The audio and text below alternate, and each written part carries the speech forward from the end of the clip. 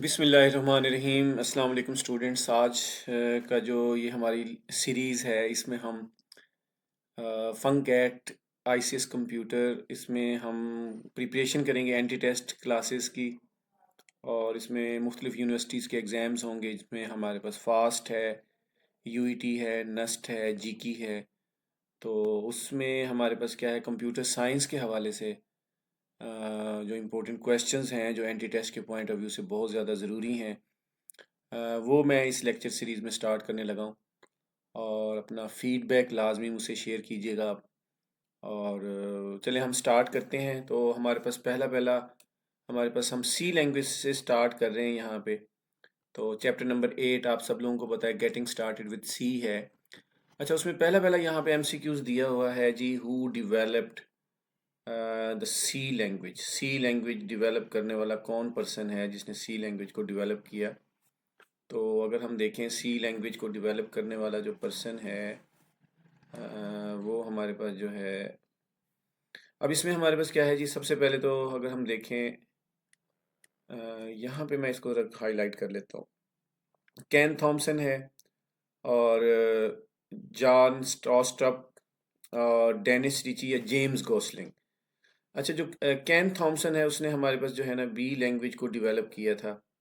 और ये समझो फादर ऑफ बी लैंग्वेज है, इसने बी लैंग्वेज को डिवेलप किया था। और सी लैंग्वेज से पहले बी लैंग्वेज है थी। और बी लैंग्वेज को ही आगे एडवांस करके फिर सी लैंग्वेज बनाई गई थी।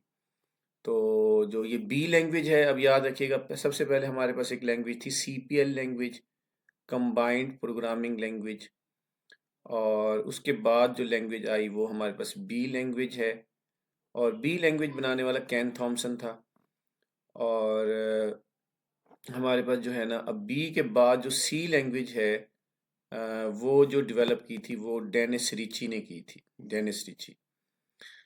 और यहाँ पे जॉनी स्ट्रॉस्टप, ये हमारे पास क्या है, ये हमारे पास ये डेवलप करने वाला सी प्लस प्लस है। इसने सी प्लस प्लस को डेवलप किया था। और जो जेम गॉसलिंग है, इसने Java language, father of Java language बोलते हैं इसको, इसने जावा को क्या किया था, डेवलप किया था। तो अब आप लोगों को पता होना चाहिए कि किसने कौन सी लैंग्वेज बनाई थी। तो जो सी लैंग्वेज है वो डेनिस रिची ने जो है ना डेवलप की थी। और आगे हम अगर देखें एमसीक्यूज, नेक्स्ट अगर हम मूव करते हैं तो हम इसकी सारी वेरिएशंस को चेक करेंगे। In which year was C language develop, कौन से ईयर में बनाई गई थी, ये बनाई गई थी 1972 के अंदर।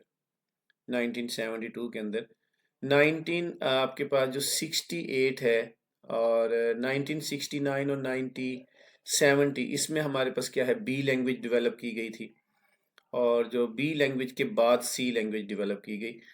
अच्छा, उसके बाद C language was developed at Microsoft. Microsoft IBM ने बनाई थी, बेल लेबोरेटरीज में बनी थी, या गूगल ने बनाई थी।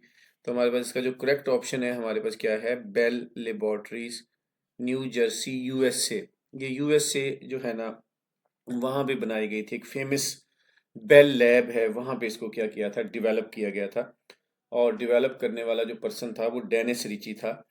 तो उस दौर में कोई ऑपरेटिंग सिस्टम नहीं था, यूनिक्स ऑपरेटिंग सिस्टम के ऊपर काम हो रहा था। तो बेसिक जो पर्पस था इसमें, यूनिक्स ऑपरेटिंग सिस्टम के डिफरेंट यूटिलिटीज प्रोग्राम्स वगैरह डेवलप करने के लिए सी लैंग्वेज को डेवलप किया गया था। अच्छा जी, आगे हम मूव करते हैं। और नेक्स्ट हमारे पास देखें, सी लैंग्वेज वाज मेनली डेवलप्ड, किस लिए डेवलप की गई थी जी, इसमें हमारे पास क्या है, गेम डेवलपमेंट के लिए नहीं, गेम डेवलपमेंट के लिए नहीं है ये। वेब डेवलपमेंट के लिए नहीं। किस लिए डेवलप की गई, बेसिक पर्पस क्या था, यूनिक्स ऑपरेटिंग सिस्टम बनाने के लिए डेवलप की गई थी। तो ये जो ऑप्शन है, Unix operating system, correct option है।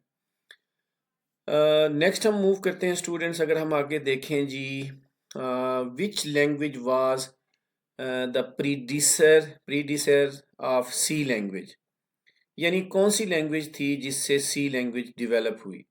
तो इसमें हमारे पास जो बी लैंग्वेज है, बी लैंग्वेज से सी लैंग्वेज आई, ठीक है ना।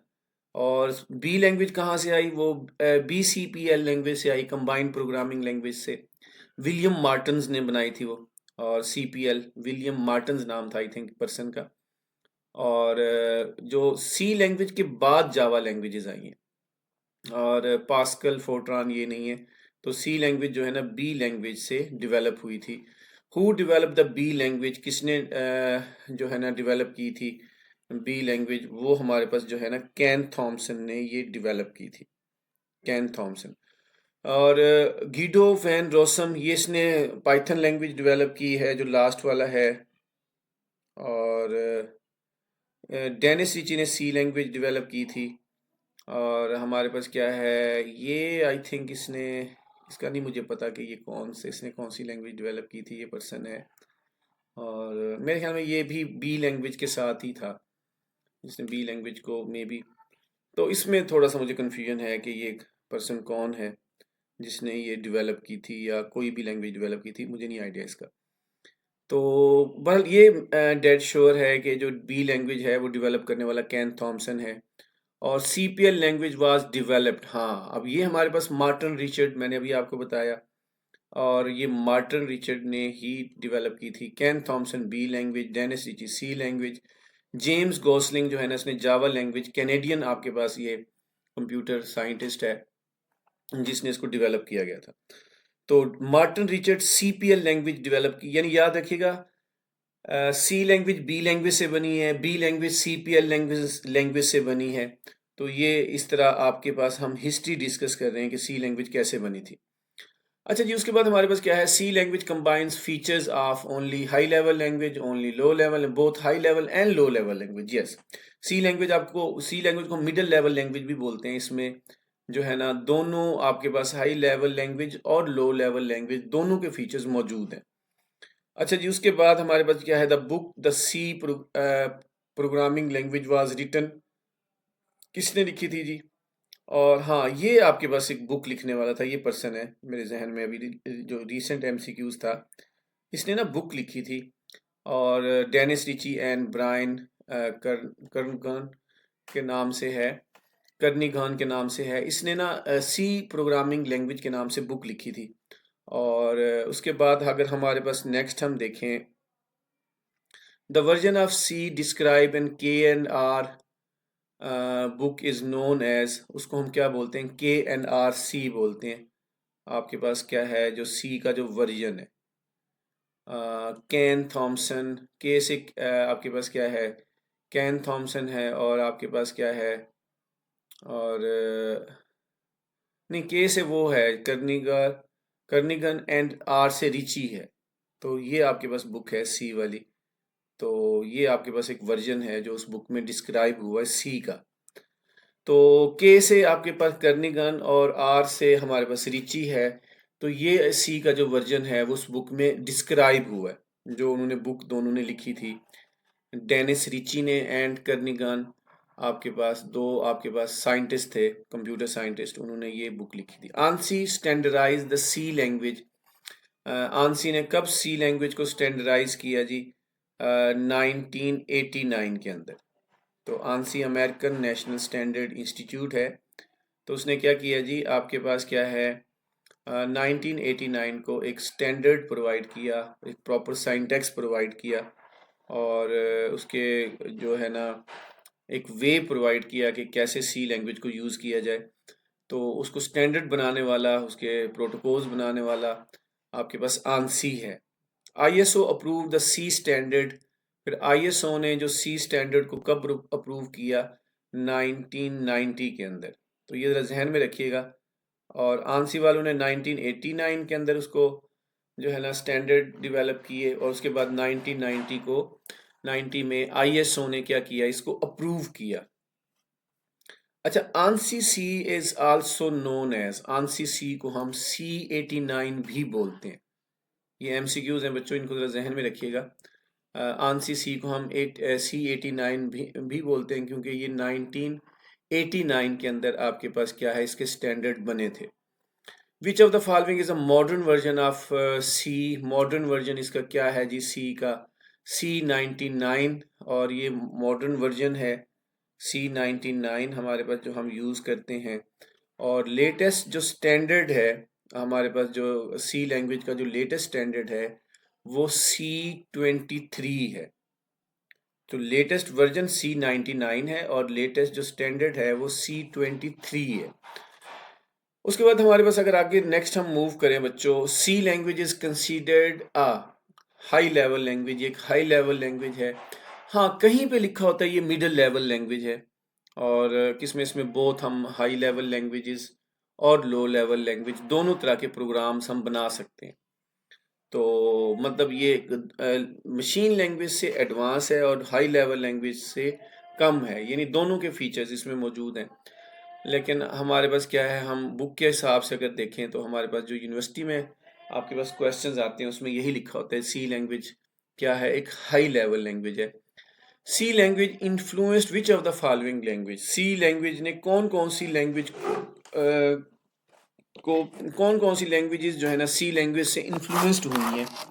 और उसमें हमारे पास अगर हम देखें तो उसमें हमारे पास एक लैंग्वेज है जिसको हम बोलते हैं यहाँ पे है जी C++ और जावा है, पाइथन है। ये सारी लैंग्वेजेस जो है ना ये सी के इन्फ्लुएंस से बनी है।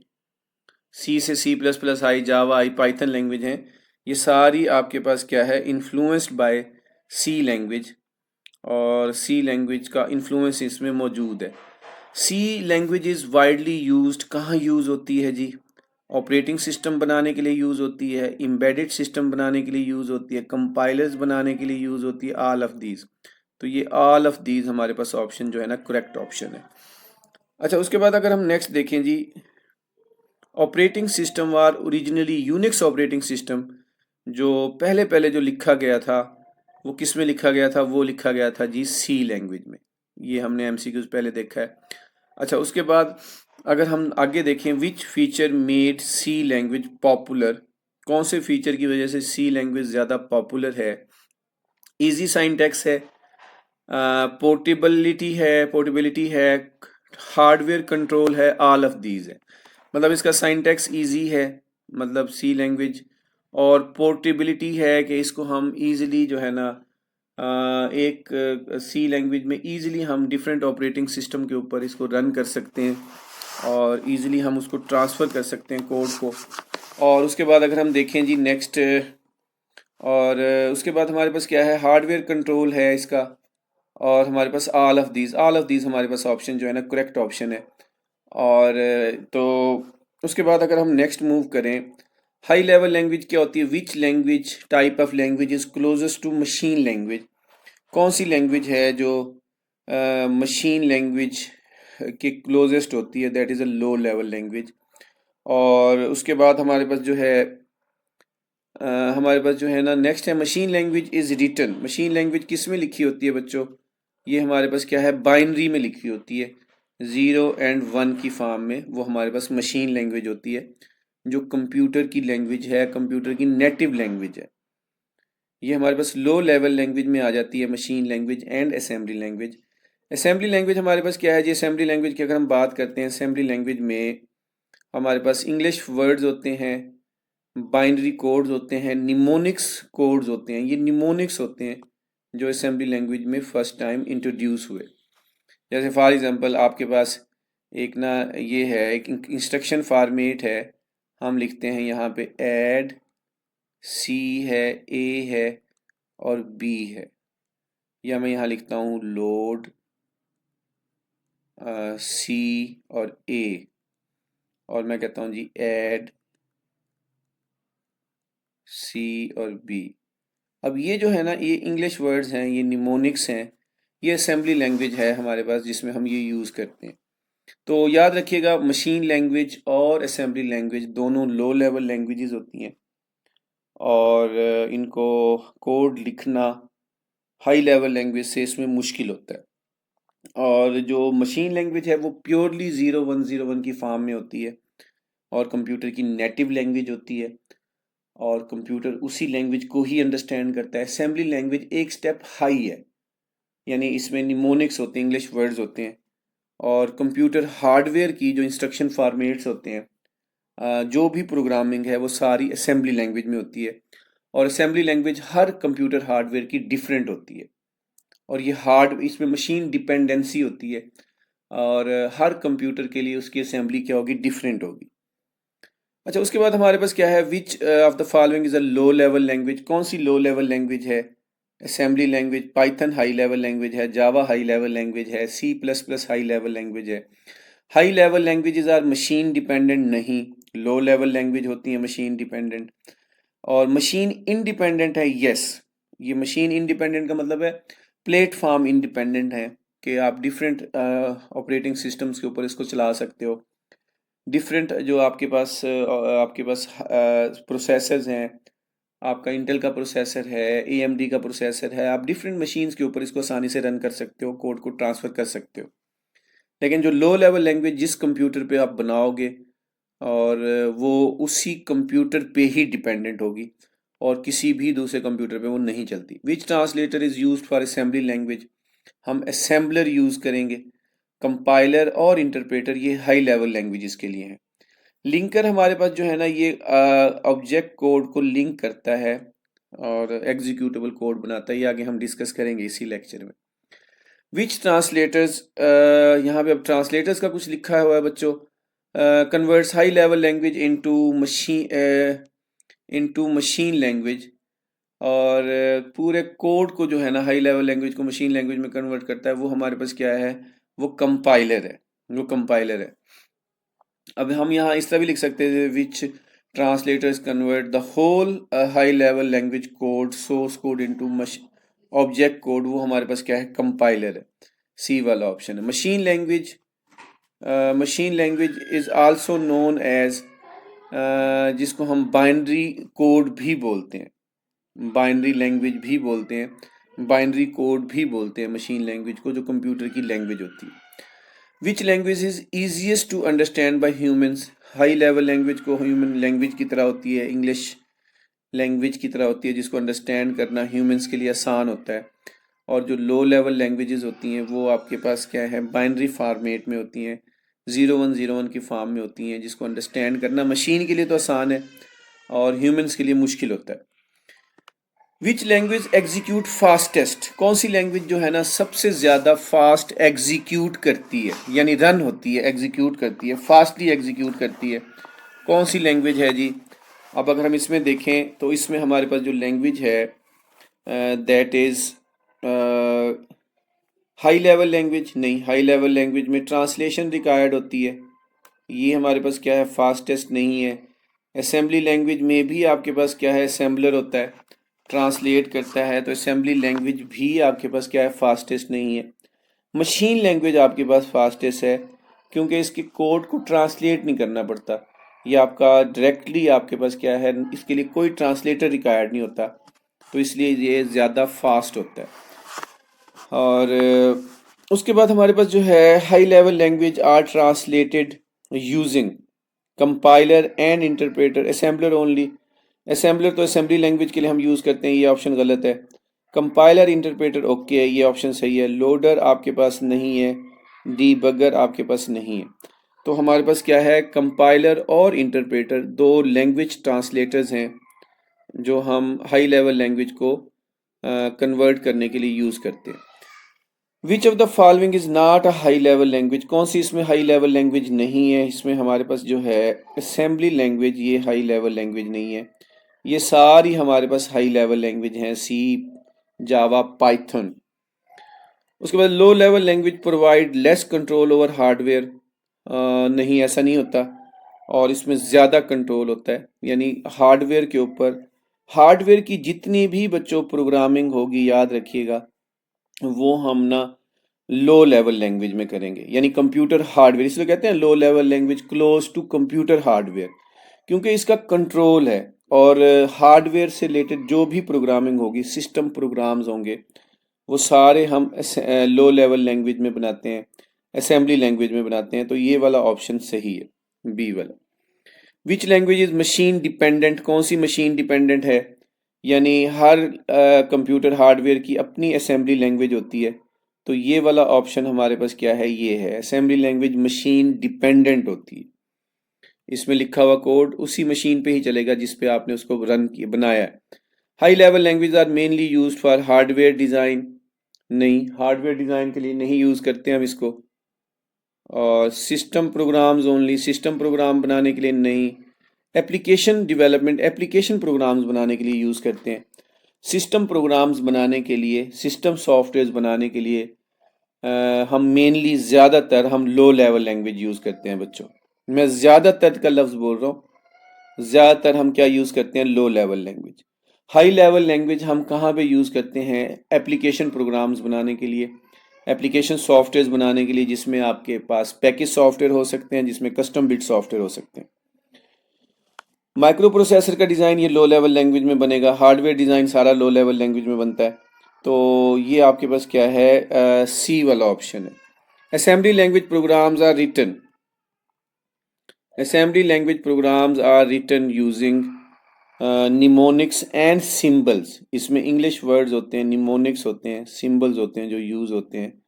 ये मैंने पहले आपसे डिस्कस किया, जैसे हमारे पास ये एक लोड करना है हमने इंस्ट्रक्शन को, पहले सी में ए की वैल्यू ट्रांसफ़र होगी, फिर हम ऐड करेंगे उसमें सी में बी की वैल्यू। फॉर एग्जांपल हमने ना ऐसे करना है ना, C is equal to A plus B करना है। तो ये आपके पास क्या है, असेंबली में आपके पास ऐसे हम इस कोड को लिखेंगे। तो इसमें निमोनिक्स, ये निमोनिक्स होते हैं इंग्लिश वर्ड जो हम यूज़ करते हैं। अच्छा, उसके बाद हमारे पास जो है नेक्स्ट है, which of the following is an advantage of high level language. और कौन सा इसका फास्ट एग्जीक्यूशन नहीं है, इसकी मशीन डिपेंडेंसी इसका एडवांटेज नहीं है, easy to learn and use है कि आसानी से इसको यूज़ किया जा सकता है क्योंकि ह्यूमन लैंग्वेज की तरह होती है। तो ये इसका करेक्ट ऑप्शन है। और उसका which of the following is the disadvantage of low level language, fast execution, hardware difficult to learn और एफिशिएंट मेमोरी यूजेज। देखो, डिसएडवांटेज इसका क्या है, डिफ़िकल्ट टू लर्न है। जो आपके पास क्या है, लो लेवल लैंग्वेज है वो डिफ़िकल्ट टू लर्न है। हालांकि फास्ट एग्जीक्यूशन है उसकी, हार्डवेयर कंट्रोल उसका ज़्यादा अच्छा है और मेमोरी की एफिशिएंट यूजेज होती है, बाकी सारे उसके फीचर्स हैं। लेकिन ये उसका क्या है, डिसएडवांटेज है कि उसको लर्न करना बड़ा मुश्किल होता है। C language is considered as high level language. और उसके बाद हमारे पास क्या है, which language is mostly use to write operating system. हम सी लैंग्वेज यूज़ करते हैं ऑपरेटिंग सिस्टम बनाने के लिए। एक इसको हम मिडिल लेवल लैंग्वेज भी किसी हद तक कह सकते हैं। इसमें लो लेवल लैंग्वेज या हार्डवेयर से रिलेटेड प्रोग्राम भी हम बना सकते हैं। तो ऑपरेटिंग सिस्टम बनाने के लिए हम सी लैंग्वेज यूज़ कर सकते हैं। अच्छा, उसके बाद हमारे पास जो है नेक्स्ट, हमारे पास बच्चों एमसीक्यूज़ हैं जो हमारे पास, इसमें हम आईडीई यूज़ करते हैं, integrated development environment, turbo C plus plus use करते हैं। तो उससे रिलेटेड जो है ना हमारे पास उसका कोई इंटरफेस होता है, उसका मेन्यू, उसका जो इंटरफेस है टर्बो सी प्लस प्लस का, जिसमें हम सी लैंग्वेज के प्रोग्राम्स बनाते हैं, उसमें क्या क्या चीज़ें होती हैं वो हम ज़रा डिस्कस कर लेते हैं। तो मेन्यू बार कहाँ पे लोकेट करता है जी, टॉप ऑफ द स्क्रीन वो मेन्यू बार होता है जिसमें मुख्तलिफ़ किस्म के मेन्यूज़ होते हैं। तकरीबन 10 डिफरेंट मेन्यूज़ होते हैं, वो हम यहाँ डिस्कस करते हैं। अच्छा, उसके बाद है जी, which key is use to activate the menu. Alt key, alt के साथ हम एक्टिवेट करेंगे। जैसे हम आल्ट को प्रेस करके हम एफ लिखेंगे तो वो फाइल ओपन हो जाएगा, और आल्ट को हम प्रेस करके हम सी लिखेंगे तो वो कंपाइल का मेन्यू ओपन हो जाएगा, एटसेट्रा। तो एक्टिव करने के लिए हमारे पास क्या है, हम आल्ट की हम प्रेस करते हैं। और उसके बाद है जी, which menu contains option like new, open, save, exit etcetera. तो ये सारा फाइल का मेन्यू है जिसमें हमारे पास न्यू, हमने एक टेक्स्ट एडिटर ओपन करना है, पहले से एक प्रोग्राम हमने लिखा हुआ है उसको ओपन करेंगे, सेव करने के लिए, एग्जिट करने के लिए हम ये यूज़ करते हैं। Which menu is use to cut, copy and paste text. तो हमारे पास कौन सा मेन्यू होता है, एडिट का मेन्यू होता है जिसमें हम कट, कॉपी, पेस्ट करते हैं। और ये बच्चों आप लोगों को इस चीज़ के बारे में आइडिया होना चाहिए। Which menu is use to compile a program. कौन सा मेन्यू होता है, वो कंपाइल का मेन्यू होता है जिसमें हम प्रोग्राम को कंपाइल करते हैं। और कंपाइल के मेन्यू में जाके हमने ना, और जो है ना कंपाइल या आल्ट प्लस F9 प्रेस करते हैं तो हमारा कोड क्या हो जाता है, कंपाइल हो जाता है, सोर्स कोड से ऑब्जेक्ट कोड में कन्वर्ट हो जाता है। विच menu contains the debug option. Debug option कहाँ पे होते हैं, डीबग के नाम से एक मेन्यू होता है वहाँ पे आपके पास एरर्स से रिलेटेड सारे आपके पास क्या है ऑप्शंस होते हैं, जिसमें एरर्स को हम स्मूथली और अच्छे तरीके से हैंडल कर सकते हैं। Which menu is use to change editor setting, तो उसके लिए हमारे पास ऑप्शंस का मेन्यू होता है। ये सारे मेन्यूज हम डिस्कस कर रहे हैं, फाइल का मेन्यू, एडिट का मेन्यू, कंपाइल का मेन्यू, डीबग का मेन्यू, ऑप्शंस का मेन्यू। यानी एडिटर की सेटिंग को चेंज करना है, उसके कलर को चेंज करना है। और ये जो टेक्स्ट एडिटर आपको नज़र आता है, इसके कलर को आप चेंज करना चाह रहे हो, ठीक है, तो वो ऑप्शंस में जाएंगे। विच menu contains find and replace commands, हमारे पास जो है ना सर्च का मेन्यू होता है, जिसमें हम क्या सर्च करते हैं, क्या चीज़ें होती हैं सर्च के मेन्यू में, फाइंड एंड रिप्लेस हम कर सकते हैं।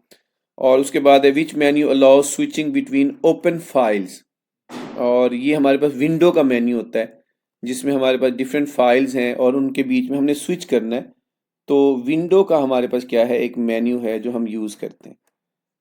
तो आपको ये आइडिया होना चाहिए बच्चों कि ये क्या हम किस तरीके से हम इसको यूज़ करते हैं।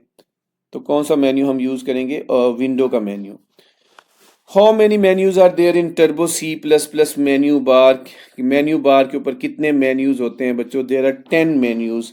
ये सारे हमारे पास 10 मेन्यूज होते हैं। फाइल का मेन्यू, एडिट है, कंपाइल है, रन है, और उसके बाद डीबग है, सर्च है, ऑप्शंस हैं। तो ये आप टोटल हम कैलकुलेट करेंगे तो टोटल हमारे पास कितने आते हैं, ये टोटल 10 हमारे पास क्या हैं, ये मेन्यूज होते हैं मेन्यू बार के ऊपर। विच of the following is not a turbo C++ menu, कौन सा इसमें टर्बो C++ का मेन्यू नहीं है। फाइल भी है, व्यू नहीं है इसमें, व्यू आपके पास वर्ड में होता है, टर्बो C++ में इसका मेन्यू नहीं है, बाकी सारे मेन्यूज हैं इसके। विच मेन्यू कंटेन्स अबाउट ऑप्शन, ये हमारे पास किस में आएगा, ये हमारे पास हेल्प में आता है, हेल्प के मेन्यू में। Which menu is use to set compile option, हमारे पास क्या है, कंपाइलर ऑप्शन को सेट करने के लिए। यानी सेटिंग से रिलेटेड कुछ भी होगा तो वो ऑप्शन में होगा। मतलब आपने एडिटर की सेटिंग करनी है, कंपाइलर की सेटिंग करनी है, डिफरेंट लिंकर की सेटिंग करनी है, डिफरेंट आपने सेटिंग करनी है, तो वो ऑप्शंस के मेन्यू को आप ओपन करोगे। और उसके बाद है जी which menu helps in finding errors during program execution, debug, error से रिलेटेड जो कुछ होगा वो डीबगिंग में होगा, डीबग का मेन्यू होगा वो हम यूज करेंगे। अच्छा, उसके बाद हमारे पास जो है विच menu contains the make executable file option, तो हमारे पास क्या है, कंपाइल का मेन्यू होता है, जिसमें हम ये सारा काम करते हैं। Which menu is use to print a program, file का मेन्यू होगा जहां से हम प्रिंट करते हैं। Which menu contains the calculator tool, calculator tool कहाँ होगा, टूल्स का मेन्यू है। तो ये आपके पास क्या है, ये टोटल 10 मेन्यूज हैं, बस ये ज़रा जहन में रखिएगा टर्बो C++ में। Which menus allows you to close all open windows, और इसमें विंडो का ओपन मेन्यू होता है, जहाँ पे जितने भी ओपन विंडोज़ हैं उनको आप क्लोज कर सकते हो। The help menu is mainly use for, किस लिए यूज़ करते हैं, आपको पास गाइडलाइन के लिए हम यूज़ करते हैं, getting information and guidance. Hopefully students आपको ये समझ आ गया होगा। ये हमारे पास क्या है, ये मेन्यू बार का थोड़ा सा हमने देखा कि किस मेन्यू का क्या पर्पज़ है। आपको इतना पता होना चाहिए एंटी टेस्ट में कि कौन सा menu, total number of menus क्या है, कौन से मेन्यू में क्या चीज़ होती है। तो ये वीडियो को बार बार आप देखो और इसकी अंडरस्टैंडिंग करो, क्योंकि इससे रिलेटेड क्वेश्चंस आ सकते हैं। अच्छा जी, उसके बाद हमारे पास क्या है जी, मेन फंक्शन हम अगर बात करते हैं, which keyword is use to return a value from main, हमारे पास रिटर्न कीवर्ड हम यूज़ करते हैं। और which is the what is the return type of main, integer आपके पास रिटर्न टाइप होती है इसकी। Which statement is commonly use at the end of the main function, return zero करते हैं। और रिटर्न ज़ीरो का मतलब यही होता है कि आपके पास क्या है, प्रोग्राम सक्सेसफुली क्या हो गया, क्लोज हो गया। और प्रोग्राम सक्सेस को शो करता है ज़ीरो, रिटर्न वैल्यू ज़ीरो, तो वही ऑप्शन है। अच्छा, उसके बाद है जी which of the following is not allowed for main function, main function में क्या चीज़ अलाउड नहीं होती। Only one main function, calling main function from another function, ये अलाउ नहीं है। मेन फंक्शन एक होता है, ठीक है, program execution start from main function, ये भी ओके है statement. Main returns an integer, main function integer return करेगा, ये भी ओके है। क्या चीज़ है जो आपके पास क्या है, जो गलत है, calling main function from another function, हमारे पास क्या है, ये गलत है। अच्छा जी, उसके बाद हमारे पास अगर नेक्स्ट देखें जी, which header file is required for main function, कौन सी हेडर फाइल ज़रूरत होगी बच्चों? हमारे पास क्या है, standard input output dot h header file, console input output dot H, कौन सी हेडर फाइल है? वैसे सी लैंग्वेज में 27 हेडर फाइल्स होती हैं बच्चों, लेकिन इसमें कोई हेडर फाइल रिक्वायर्ड नहीं होती। मेन फंक्शन के लिए किसी भी हेडर फाइल की का होना ज़रूरी नहीं है। अच्छा, उसके बाद है जी करली ब्रेसेस जो होती हैं ना, डेलीमीटर्स इनको हम बोलते हैं, ये क्या होता है? ये मेन फंक्शन की क्या होती है बच्चों? बॉडी होती है। ये मेन फंक्शन है और ये मेन फंक्शन के बीच में हम क्या लिखते हैं? इसकी बॉडी है, और बॉडी के बीच में मैं लिखता हूँ जी वेलकम, प्रिंट एफ, मैं यहाँ लिखता हूँ वेलकम। तो अब हमारे पास क्या है बच्चों, आपने ना इन चीज़ों को अंडरस्टैंड करना है। अब हमारे पास क्या है, ये जो है ना आपके पास, ये मेन फंक्शन है, और अगर हम इसमें देखें तो ये जो चीज़ है ये डेलीमीटर्स है, ये स्टार्ट डेलीमीटर है, ये एंड डेलीमीटर है, ये इसकी बाउंड्री होती है, इसकी बॉडी होती है, मेन फंक्शन की बॉडी है। इसके बीच में हमारा कोड होना चाहिए, इससे बाहर नहीं होना चाहिए, बस ये ज़रा जहन में रखिएगा। अच्छा जी, which of the following is a valid main definition? Void main है, इंट मेन है, वॉइड मेन वॉइड है, ऑल ऑफ दीज। बेटा ये ऑल ऑफ दीज ऑप्शन है, डी वाला ऑप्शन है, इसमें सारे ऑप्शन सही हैं। हम ये चारों तरीके से, तीनों तरीके से हम इसको लिख सकते हैं। Statement written inside the main function are executed, जो स्टेटमेंट्स हैं मेन फंक्शन के अंदर लिखते हैं, वो कैसे एग्जीक्यूट होती हैं? रैंडमली होती हैं, फ्रॉम बॉटम टू टॉप होती हैं, फ्रॉम टॉप टू बॉटम होती हैं, डिफ़ॉल्ट से आपकी स्टेटमेंट्स बता रहा है। आपको पता है ना डिफ़ॉल्ट आपके पास क्या है, कंट्रोल जो होता है ना स्टेटमेंट्स का, वो सीक्वेंस स्ट्रक्चर होता है, वो टॉप टू बॉटम होता है, यानी ऊपर से नीचे वन बाय वन तमाम स्टेटमेंट्स एग्जीक्यूट होंगी सीक्वेंस स्ट्रक्चर की। हाँ, अगर हम सिलेक्शन स्ट्रक्चर यूज़ करें फिर वो एक अलहदा केस है। तो डिफ़ॉल्ट सेटिंग इसकी क्या है, टॉप टू बॉटम है, तमाम स्टेटमेंट्स मेन फंक्शन की बॉडी में one after another top to bottom execute होती हैं। अच्छा, उसके बाद है जी, the main function is compulsory in all C programs, library files only, header files only, assembly, all C program. Main function आपको पता है सी लैंग्वेज एक फंक्शन बेस्ड लैंग्वेज है, मेन फंक्शन का होना ज़रूरी है, उसके बगैर हमारा प्रोग्राम कभी भी रन नहीं हो सकता। सी प्रोग्राम, अच्छा उसके बाद है जी, can a C program without main function? No, never, कभी भी नहीं होगा बच्चों ऐसा। आपका मेन फंक्शन के बगैर आपका प्रोग्राम कभी भी रन नहीं होता। Why is the main function compulsory in a C program? क्यों ज़रूरी है? इट स्टोर्स डाटा, नहीं भाई, स्टोर्स का तो क्या ताल्लुक ही नहीं है इसके साथ। और इट कंपाइल्स द डाटा, नहीं, कंपाइल भी नहीं। It is the starting point of execution, ये आपकी स्टार्टिंग पॉइंट होता है, मेन गेट होता है। ऑपरेटिंग सिस्टम, जैसे ही हम कंट्रोल प्लस F9 करते हैं, ऑपरेटिंग सिस्टम ढूंढता ही आपके पास मेन फंक्शन को, वहाँ से एग्जीक्यूशन स्टार्ट करता है। और what happens if main function is missing in a program? Programs runs normally, नहीं, ऐसा नहीं है। प्रोग्राम गिव्स लॉजिकल एरर, ऐसा भी नहीं है। प्रोग्राम्स गिव कंपाइलेशन और लिंकिंग एरर, लिंकिंग एरर देगा। तो ये लिंकर जो है ना एक्चुअली डिटेक्ट करता है, लिंकिंग एरर हमारे पास आएगा अगर तो हमने मेन फंक्शन नहीं लिखा।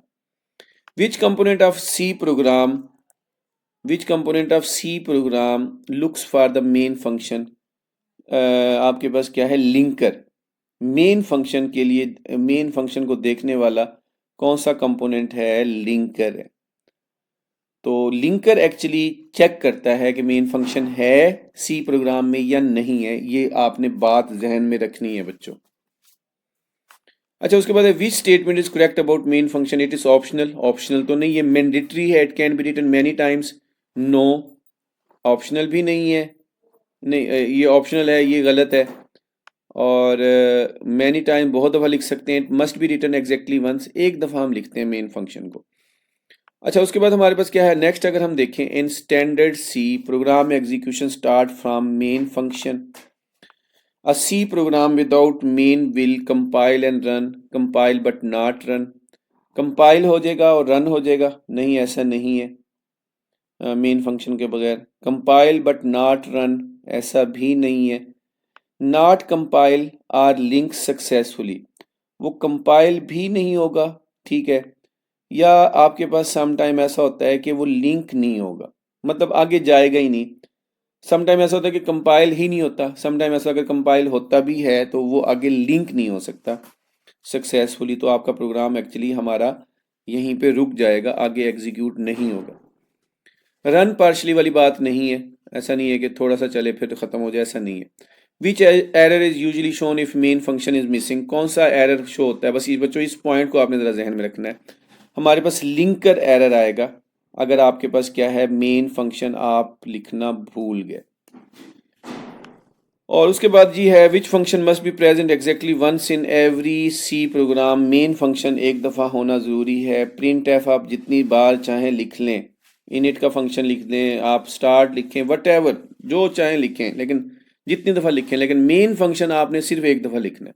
मेन फंक्शन को दो दफ़ा नहीं लिखेंगे, मल्टीपल टाइम नहीं लिखेंगे। Can we rename main function in any other name to any other name in C, क्या हम इसको रीनेम कर सकते हैं? हम नहीं कर सकते बच्चों, सी लैंग्वेज में नहीं कर सकते।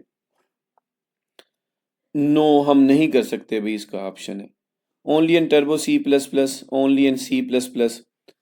अच्छा जी, उसके बाद हमारे पास क्या है, which of the following is true about main function, it is optional, it is compulsory in all C program, ये सही है। Which part of system start execution from main operating system, what will happen if two main function, अगर दो function एक programme में हो तो क्या होगा? प्रोग्राम्स रन्स ट्वाइस, दो दफ़ा चलेगा? नहीं, ऐसा नहीं है, एक दफ़ा चलेगा प्रोग्राम, चलेगा ही नहीं बच्चों, वो कंपाइलेशन एरर आएगा, लिंकिंग एरर आएगा, लिंकर एरर आएगा बच्चों, अगर आपके पास क्या है, दो प्रोग्राम, दो मेन फंक्शन आपने लिखे हैं एक ही सी प्रोग्राम के अंदर। Which of the following statement is incorrect, कौन सी इनकरेक्ट है? तो इसमें हमारे पास main function is user friendly, ये तो ओके है, इनकरेक्ट नहीं है। मेन फंक्शन इज कंपल्सरी, ये भी सही है, इनकरेक्ट नहीं है। और main can be omitted, omit नहीं कर सकते बच्चों, इसको छोड़ नहीं सकते हम। Program start from main function, ये भी ओके है। तो ये आपके पास क्या है, सी वाला जो है ना आपके पास क्या है, इनकरेक्ट स्टेटमेंट है। In which type of file is main function return, कहाँ पे लिखेंगे हम? सोर्स फाइल के अंदर लिखेंगे, हेडर फाइल के अंदर नहीं लिखेंगे, ये तो पहले से बनी बनाई फाइल्स होती हैं, ऑब्जेक्ट फाइल के अंदर भी नहीं होगा, लाइब्रेरी फाइल के अंदर भी नहीं होगा, सोर्स फाइल के अंदर हम मेन फंक्शन लिखते हैं। Preprocessed directives are processed by preprocessor, preprocessor जो है ना इसको प्रोसेस करेगा। Preprocessor runs before compilation and handles directives, यानी कंपाइलेशन से पहले आपका कोड क्या होता है, मॉडिफाई होता है, वो प्री प्रोसेसर उसको करेगा। Which symbol is use to start a preprocessor directive, हम हैश सिंबल यूज करते हैं। All preprocessive directive start with hash symbol. और which directive is use to include header file, header file के लिए हम include preprocessive directive use करते हैं। it tells the preprocessor to add content of a header file to the program, ठीक है ना, ये आपके पास हैश इंक्लूड होता है। हमारे पास क्या है, जो कंटेंट होते हैं हेडर फाइल के, फंक्शंस होते हैं, उसको प्रोग्राम में इंक्लूड करने के लिए। Which directive is use to define a macro, hash define होता है।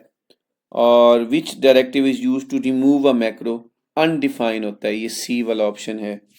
और उसके बाद है जी preprocessive directives are executed before compilation, compilation से पहले एग्जीक्यूट होते हैं ये, और बाद में एग्जीक्यूशन, यानी कंपाइलेशन से पहले ही आपका कोड जो है ना मॉडिफाई होता है।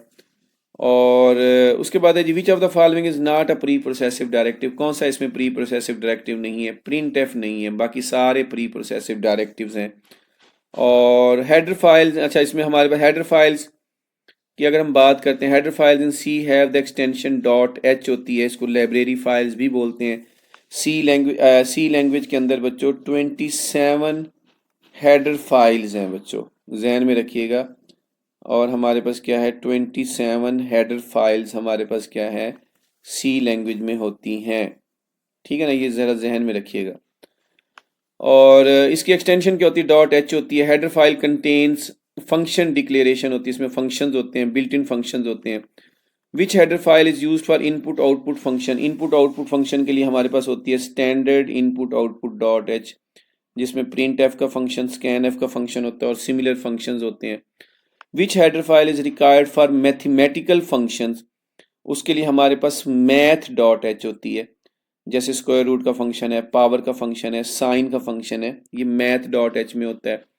User defined header files are included, अगर हमारे पास यूजर डिफाइंड हेडर फाइल हैं तो हम कहाँ लगाएंगे, वो हम ना जो हम खुद डिफाइन करते हैं वो हम ना डबल कोटेशन के बीच में हम लिख सकते हैं ऐसे यहाँ पे, ठीक है ना, जैसे ये है। और looks in the current directory of the file, which symbol is use to include system header file. जो सिस्टम हेडर फाइल्स होती हैं उसको हम एंगल ब्रैकेट में लिखते हैं, जैसे हमारे पास क्या है, console input output dot H, तो ये हमारे पास क्या है, हमने हेडर फाइल एंगल ब्रैकेट्स के अंदर लिखते हैं, ये आपके पास सिस्टम हेडर फाइल्स हैं, यूजर डिफाइंड नहीं है। विच header file is use for string handling, string dot h header file है, जैसे स्ट्रिंग कॉपी है, स्ट्रिंग लेंथ है, स्ट्रिंग को कंपेयर करते हैं हम, तो ये डिफरेंट स्ट्रिंग के फंक्शन है, वो string dot h header file में है। विच header file provide memory allocation function, वो आपके पास स्टैंडर्ड लाइब्रेरी फाइल होती है, stdlib होती है, जिसमें आपके पास मेमोरी एलोकेशन फंक्शंस होते हैं और मेमोरी को फ्री करना, मेमोरी को एलोकेट करना, et cetera. Header files help in increasing the program size code reuse, इसमें ना बने बनाए हमारे पास बिल्ट इन फंक्शन होते हैं, हमें बनाने नहीं पड़ते, उसी को कोड को बार बार हम री यूज़ कर सकते हैं, इसलिए हम हेडर फाइल्स यूज़ करते हैं। इसमें जैसे प्रिंट एफ का फंक्शन है, हम उसको बार बार यूज़ करते हैं, स्कैन एफ का फंक्शन है, मैथ के बहुत सारे फंक्शन हैं, तो हमें बार बार लिखने नहीं पड़ते, तो इसलिए हम हेडर फाइल्स हमें बहुत ज़्यादा हेल्प करती हैं कि कोड को हम री यूज़ करते हैं। Which header file is non standard and mainly used in turbo C plus plus, कौन सी जो नॉन स्टैंडर्ड है, और वो console input output dot h header file है, और ये नॉन स्टैंडर्ड है, ये सिर्फ टर्बो सी प्लस प्लस में यूज़ होती है। इसलिए तो आप हम लोग ना जब भी कोई प्रोग्राम बनाते हैं ना बच्चों, याद रखिएगा, जैसे मैंने लिखा इंट ए, तो फौरी तौर पे हम CLR क्लियर स्क्रीन का फंक्शन यूज़ करते हैं, और ये लिखते ही टर्बो सी प्लस प्लस में, और आखिर में गेट CH का फंक्शन लगाते हैं स्क्रीन को स्टे करने के लिए, आउटपुट को देखने के लिए, रोकने के लिए। तो ये जो दो फंक्शन है बच्चों, ये आपके पास क्या है, ये इसी में ही हम यूज़ करते हैं, टर्बो सी प्लस। बाकी जो है ना, आप डेवलपर सी प्लस प्लस है, कोड ब्लॉक है, वहाँ इसको हम यूज़ नहीं करते, तो इसलिए ये नॉन स्टैंडर्ड आपके पास क्या है, हेडर फाइल है ये वाली। अच्छा, उसके बाद है जी, what is which is the first stage in creating a C program, सबको पता है, जिसमें हम कोड को राइट करते हैं, सोर्स कोड राइट करते हैं, एडिटर हम यूज़ करते हैं, और editing a C program is done in, कहाँ पे हम उसको सी प्रोग्राम को एडिट करेंगे बच्चों, सब बच्चों को पता है, उसके लिए हम एडिटर यूज़ करेंगे, एडिटर यूज़ करेंगे बच्चों, और उसमें हम मॉडिफाई कर सकते हैं, उसको करेक्ट कर सकते हैं। We state convert source code into machine readable code, उसको बोलते हैं कंपाइलेशन, कंपाइल करना, जैसे हम Alt+F9 प्रेस करते हैं तो हमारा कोड क्या हो जाता है, कंपाइल हो जाता है, उस प्रोसेस को हम क्या बोलते हैं, कंपाइलेशन बोलते हैं। और इसमें याद रखिएगा बच्चों, सेव करने के लिए हमारे पास F2 की होती है, और ओपन करने के लिए हमारे पास जो है ना F3 होती है, और उसके अलावा बच्चों F5 भी होती है, हम कोड को डायरेक्टली रन करते हैं, वहाँ गेट CH की लिखने की ज़रूरत नहीं होती आखिर में। अच्छा जी, उसके बाद हमारे पास क्या है, Alt+F5 जब प्रेस करते हैं, नहीं सॉरी, Alt+ एंटर से स्क्रीन को बड़ा कर सकते हैं। अच्छा जी, उसके बाद हमारे पास क्या है, the process of combining object file into a single executable file, उसको हम बोलते हैं लिंकिंग, लिंक करते हैं हम अपने कोड को, ये लिंकर करेगा, linker combines object files and libraries into a single executable file.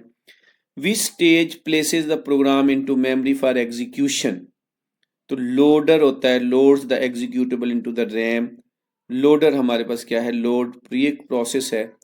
Running the program to see output, उसको हम बोलते हैं एग्जीक्यूट, एग्जीक्यूशन होती है, और उसके लिए हम क्या प्रेस करते हैं, Ctrl+F9 हम प्रेस करते हैं, टर्बो C++ के हवाले से ये MCQs हैं हमारे बच्चों।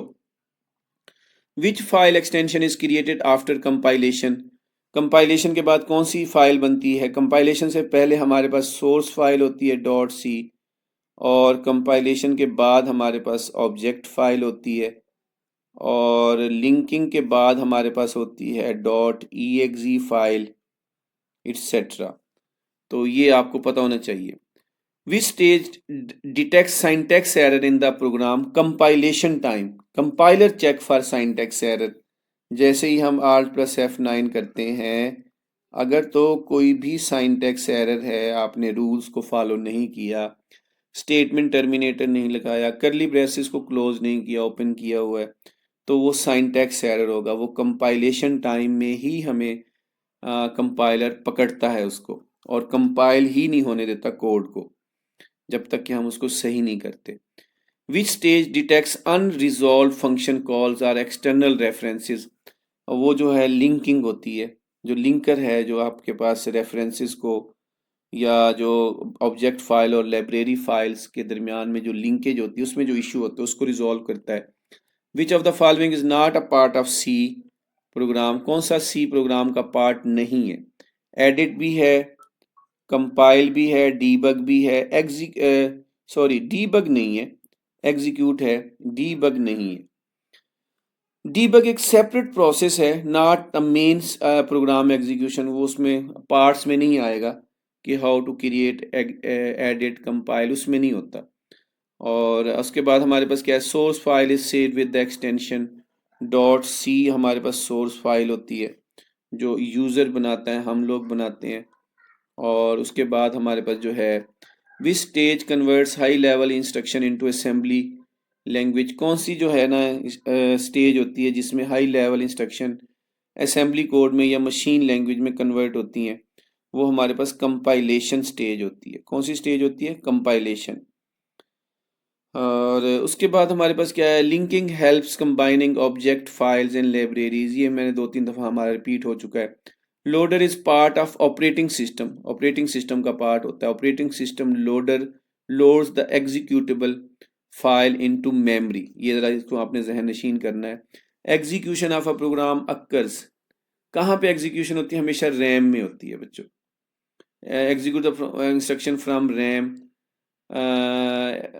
Execution of a program occurs in RAM, तो रैम में हमारे पास एग्जीक्यूशन होती है। सीपीयू एग्जीक्यूट करता है और एग्जीक्यूशन आके आपके रैम में होती है, रैम में चलता है प्रोग्राम।